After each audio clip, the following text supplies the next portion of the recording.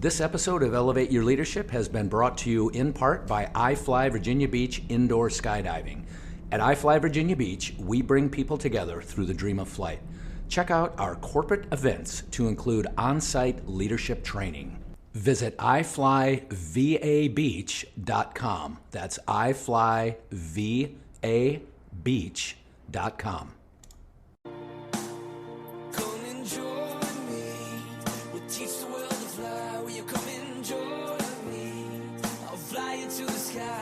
Welcome to the Elevate Your Leadership podcast series with U.S. Navy Special Operations veteran, CEO, and hockey fanatic Bob Pizzini.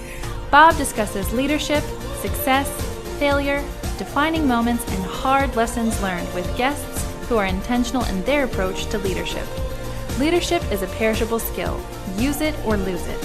In this series, entrepreneurs, industry executives, academics, public figures, and other highly effective professionals share their formulas for success with you. Welcome, everybody, to this episode of Elevate Your Leadership with me, your host, Bob Pizzini. Today's guest is a special treat. He is a drummer amongst many wonderful things that he's done with his life. I'm talking about Mark Schulman.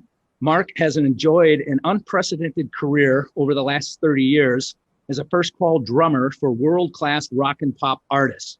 Mark has done 4 record-breaking world tours with Pink, and Mark also played with Cher from 1999 to 2014. I'm going to read one more paragraph about Mark, even though there's about 20 more I could read, and then we're going to hear from Mark directly. Mark's resume reads like a who's who of international rock and roll royalty, including acts such as Billy Idol, Foreigner, Sheryl Crow, I'm jealous, Stevie Nicks, Beyonce, and so many other world-class artists. He has drummed with Velvet Revolver at Ozfest for a crowd of 225,000 and played the Glastonbury Festival with Simple Minds. Mark has appeared on nearly every American, European, and Australian variety show. Mark, I could go on. Is there anything else in the introduction that you want to point out other than your book, which I'm going to talk about? Bob, you're amazing. I'm going to take you with me everywhere. Welcome to Elevate Your Leadership, Mark. It is awesome to have you here. There are so many facets to your life. And Elevate Your Leadership, my podcast is about leadership. And having read your book, what I think I've discovered, and I don't want to put words in your mouth, but you decided at some point you need to lead yourself and be really, really well at it. Can you just kind of tell us how that came to be? There are so many aspects of a great leader, in my opinion. If you go to markschulman.com, I actually have one of my short videos about leadership. For me, it's leverage. I realized that, I'm very philosophical. I'm very much into self-improvement. I'm very much into evolution. So I've had a lot of success as a drummer, but I have a lot of information that I want to impart because I've had so much success and I've studied the people with whom I've worked. I've studied Pink, studied Billy Idol, studied Cher. There's no accident to success. And I realized I could leverage my experience as a drummer and the fact that I apparently have the DNA of my parents who were both college professors as a teacher. And I started doing music clinics very early on. So I've done like 1,000 drum clinics, and I thought, why should I limit getting up in front of just an audience of drummers when I could get up in front of an audience, a corporate audience, and learn more about the corporate culture, but provide some really wonderful takeaways and great road stories and live drumming performances and make what I call a rock show disguised as a keynote. And it occurred to me, so that's what I've done. I've leveraged it. I've done over 1,000 speeches to, American Express, Dell, IBM, Walmart. I'm doing one for PepsiCo, a virtual speech next week. I have some of the greatest corporate clients. So it really is about taking all the things you are, all your experiences, because I believe that we all have a story to tell and we can all learn from each other. I have a platform. I'm very egoless about who I am and what I do. I don't believe that I'm a rock star as much as I work for rock stars, but people may hire me because I'm a rock star drummer. But I can tell a damn good story because I've studied with 2 speech coaches, acting, a director, an acting coach, a storyteller. So I've learned how to refine my craft. And so for me, it really is, I've been sort of the commander of my own ship. And I'm always looking to evolve and I'm always looking to expand. I mean, that's what a great leader does.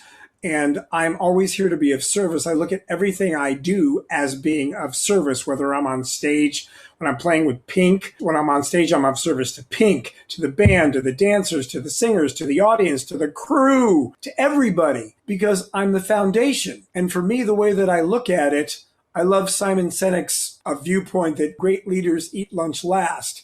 I look at it, if everybody else is happy, it's easy for me to be happy because I'm in the position of supporting everybody else. And as a drummer, in a way, we're leaders because we are the foundation of the band. We are the concrete of the literal physical foundation because we set everything up and we hold everybody else up. And I found that out one night when I was playing with Cher, when I played something different.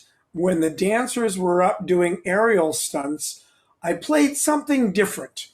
And when I was done, the director of the show, the moment we were in our dressing room, she was pounding on my door. She said, "Mark, how come you changed that? They're relying on you. They almost died," because I changed what I was doing. And I realized my foundation, they are relying on. They are relying on this predictability, this consistency, this continuity, this trust.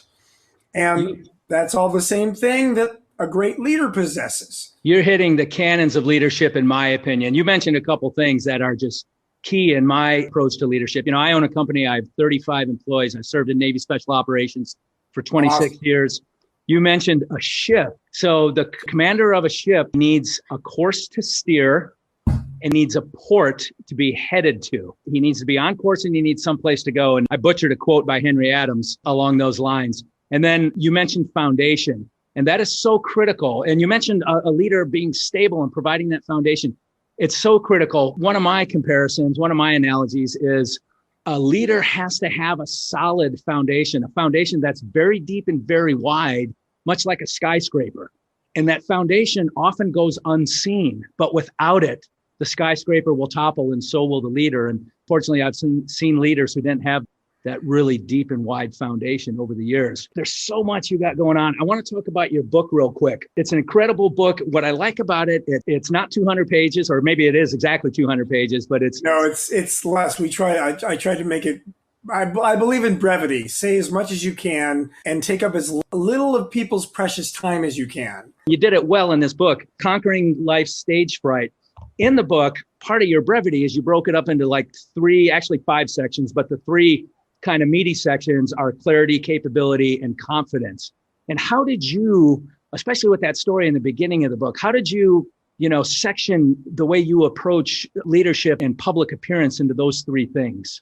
Well, the title, Conquering Life Stage Fright, is sort of the lost leader because it's not really about conquering life stage fright.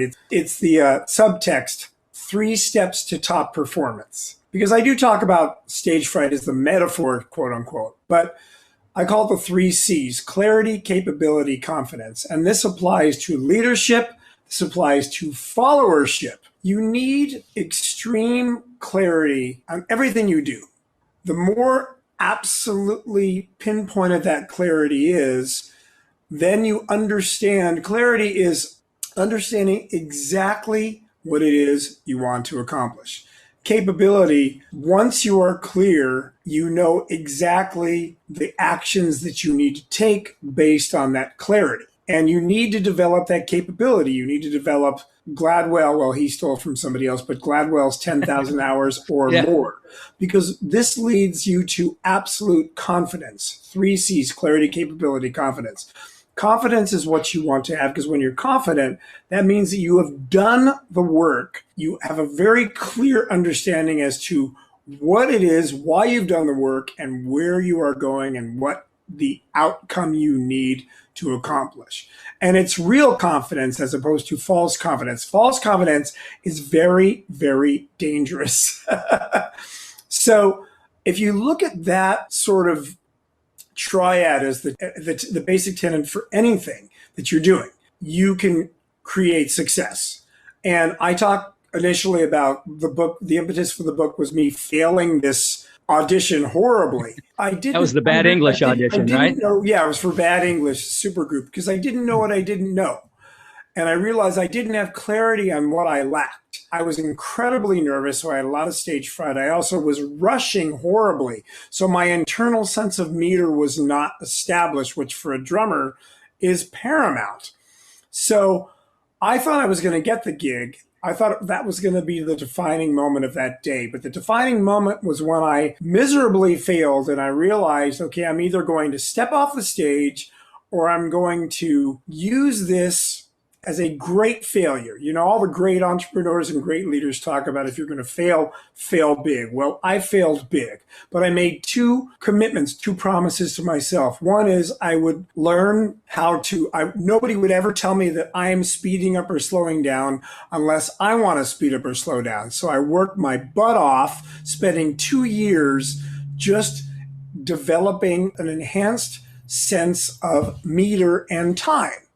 You know, and there's a great metaphor for that, understanding your own personal timing, understanding how to be grounded, understanding when to communicate, when not to communicate, understanding, paying attention to the timing of others. As a leader, it's so critical to understand the flow of the music, the timing of the employees, the timing of when you're going to do a product launch, the timing of the branding, the timing of what the competition is doing. Timing is everything, really.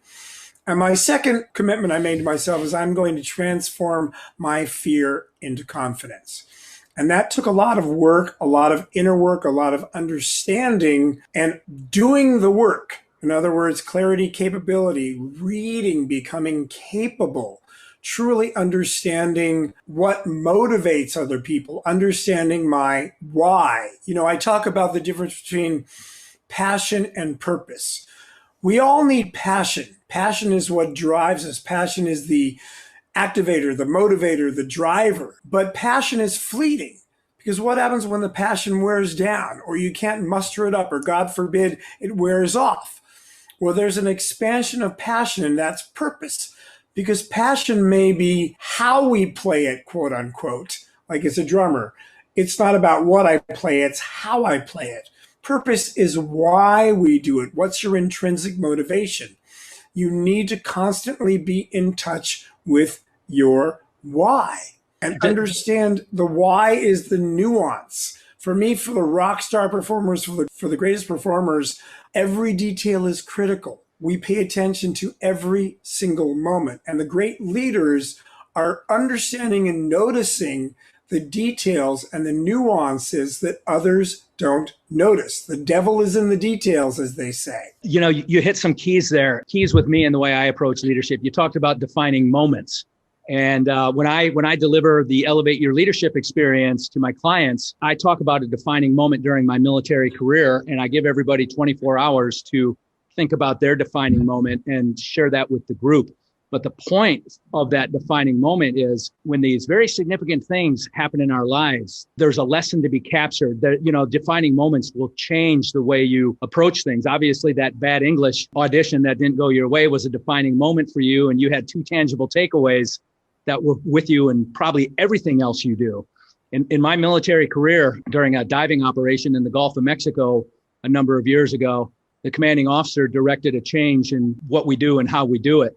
And I looked at my team. This was last minute. We were just getting ready to head out on our tactical craft and go do this diving operation. And somebody ran up to me last minute and said, "Hey, the commanding officer said, we're going to change things, and here's how you need to do this." That person left, and I looked at my team and I said, "Starting tomorrow, we're going to change the way we do this." The order was starting immediately, but out of self-interest, I said, "Starting tomorrow." Anyway, we got out on the water. Things went sideways. I looked like somebody who just lacked responsibility. It was a terrible experience. And but that commanding officer, he gave me a path for recovery. And I went on to have a wonderful 26-year career after that significant mistake. But that was a defining moment in my career. And I love the way you capture that. You also talk about passion and purpose. And I think that's huge. You know, I love it. I love it when you can see the passion in somebody rather than them tell you how passionate they are about things. It's genuine when you see it rather than them have to tell you about that. You know, as we talk about these things, and it's amazing the lessons in leadership that you've mentioned and you've discussed and you've captured. Are you familiar with sympathetic and parasympathetic nervous system and management of, being in control of yourself, which is what you were just talking about, noticing the nuance and being in control of yourself? I have studied that somewhat, as actually more relative to health, because my ex-wife had cancer our entire relationship, and in the middle of her cancer, I got cancer. That's another story. I tell that story in my book. That is the last chapter because it's stranger than fiction. You can't believe it. It's pretty amazing. But I understand the parasympathetic versus sympathetic nervous system as it relates to health. But why don't you expand on that a little bit? Well, just briefly, it is an aspect of health. There's no doubt about it. But when you fully understand the functioning, it becomes a further way for you to control yourself. And the only reason I bring it up is a lot of your discussion, clarity and capability and confidence, you're talking about self-control. And you're talking about observation. And so your sympathetic and your parasympathetic, they kind of, sympathetic is fight, flight, or freeze. The tiger's chasing me. And parasympathetic is rest and digest. I'm in control. I've got good 360-degree vision. But for somebody like you and the highly energetic life you lead, we'll discuss that more offline. I just think it's so relative. When I learned about it as a veteran, I learned about it going through a traumatic brain injury program that was available for veterans. And this is stuff I wish I would have learned 25 years ago or 30 years ago. You also talk about attitude being highly contagious. And I've seen that so many times, but can you dive into that a little bit, how you conceptualize that? Well, yeah, that is actually the topic of our next book. And actually the gentleman that developed this formula by which I swear by, I live by, and we're writing our next book, Dr. Jim Samuels, he's one of the great thinkers on our planet. He's been a mentor of mine for 35 years. So he took notice and realized that so many things are out of our control. We know that. But what is always within our control is our ability to choose, shift, or change our attitude about what is happening to us. At any moment, right now, we all have the power. You have the power to consciously shift your attitude if you put your focus on it. This is absolutely powerful, some of the most powerful and magnificent information. What makes it, well, I call it the golden ticket, is because by understanding that you have the power to do this, your attitude is actually what drives your behavior. Think about the power of that.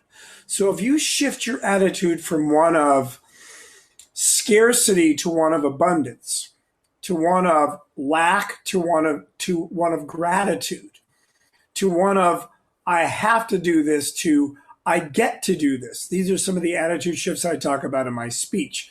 These are dramatic attitude shifts that are going to produce different behaviors.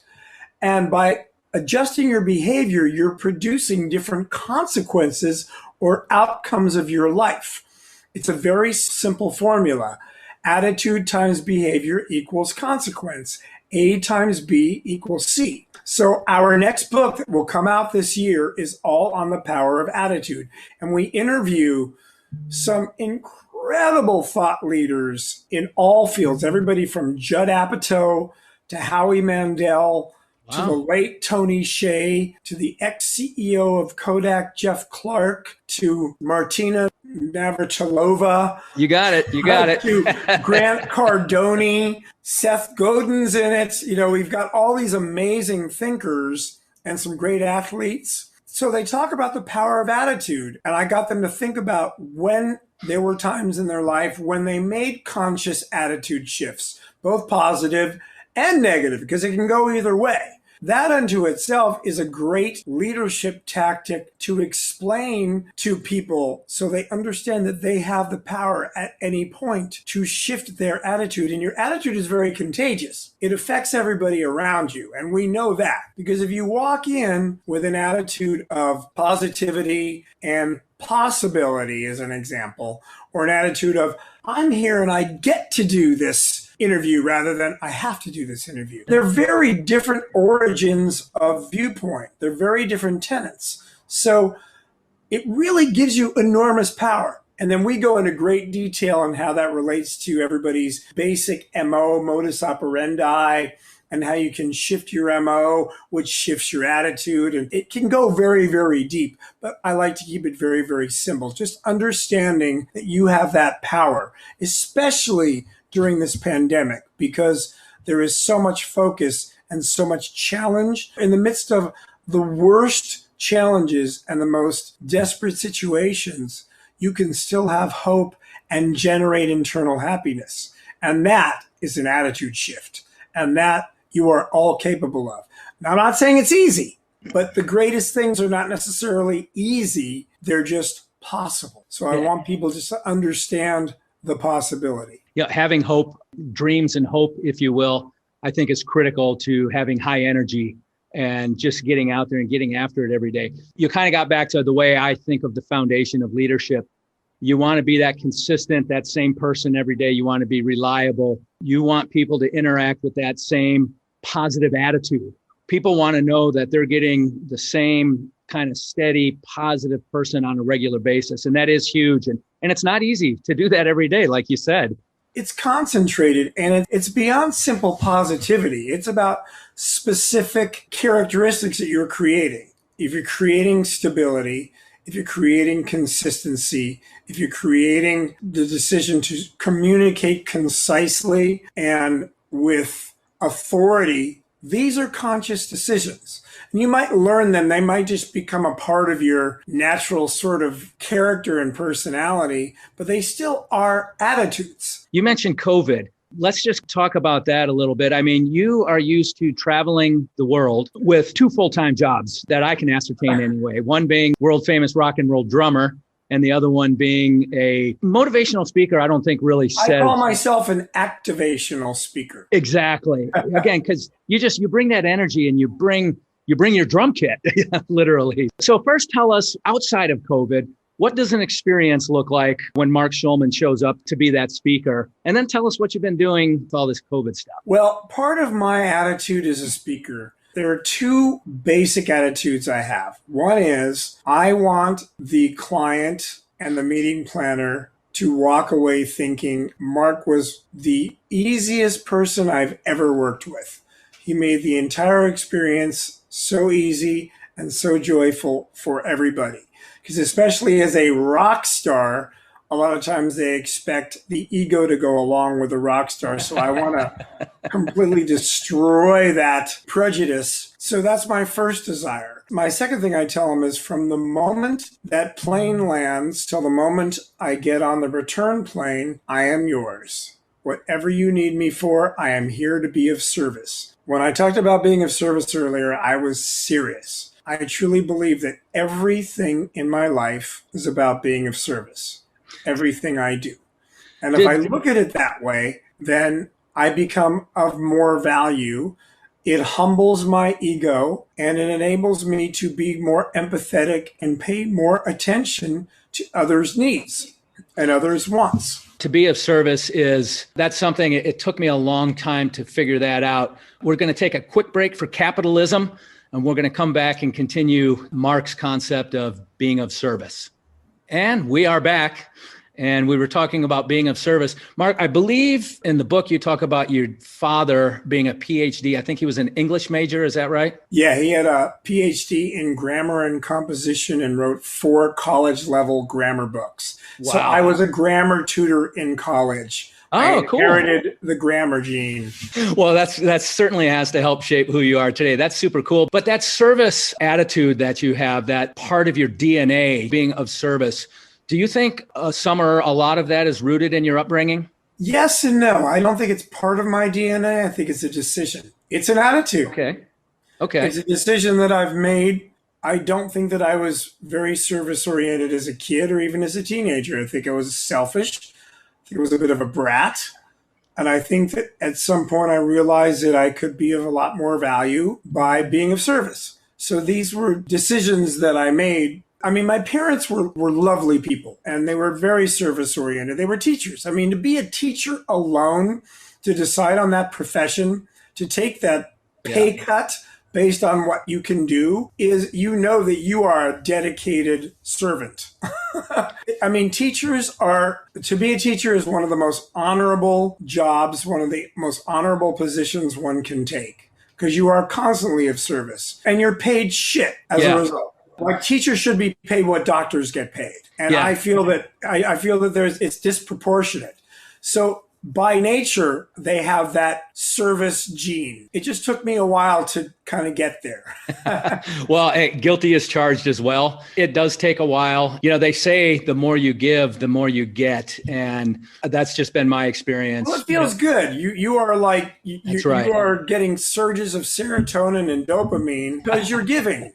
It does change our own brain chemistry. It feels so good to give. That's not the reason to do it, but that is a wonderful byproduct. I saw a scientist give a presentation, and the scientist said that the serotonin and dopamine and human growth hormone and cortisol, you know, the key chemicals that your brain produces, if those natural chemicals... Oxytocin is also one of the good ones. What is? Oxytocin is one of the good ones. And he probably mentioned that one too.